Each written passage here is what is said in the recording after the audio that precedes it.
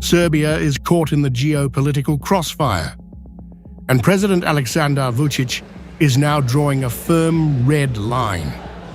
Facing damning allegations from Russian intelligence, Vucic has vowed to halt any weapons contracts that might funnel Serbian ammunition to Ukrainian forces.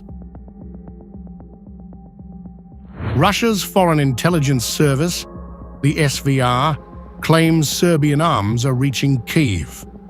Routed through NATO nations like Czechia, Poland, Bulgaria, and even through African states using forged end-user certificates. The implication? Belgrade's neutrality is being exploited to arm Ukraine against Russia. I will give an order and a warning in any case. Wherever there is suspicion or abuse of the so-called end user, that is, supplies to the front lines, such contracts are not to be executed.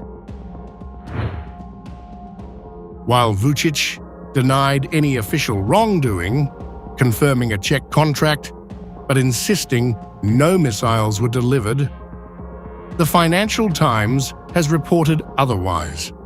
Serbian-made ammunition worth 885 million has allegedly reached Ukraine through indirect channels. In a sign of escalating pressure, Vucic held direct talks with Russian President Vladimir Putin, both behind closed doors and before their respective delegations. The message: Serbia does not intend to betray its long-standing ties with Moscow. I discussed this issue with President Putin in the presence of our delegations and also face-to-face. I would not like to disclose the details of our conversation. A joint working group with Russia has been set up to trace the alleged arms flows. Meanwhile, Vucic pushed back against fresh claims that Serbia is supplying Russia via Turkey. With accusations flying from both sides, Belgrade is under growing scrutiny.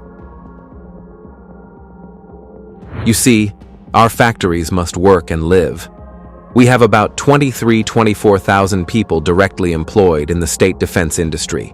There is also a private sector in the defense industry, and in general at least another 25,000 people indirectly depend on this industry, but we work only for Serbia. For Vucic, the stakes are existential. Serbia's defense industry sustains nearly 50,000 jobs, but its survival now hinges on avoiding entanglement in a war that could shatter its EU aspirations and fracture its uneasy alliance with the Kremlin. As pressure mounts, Belgrade's balancing act grows ever more precarious.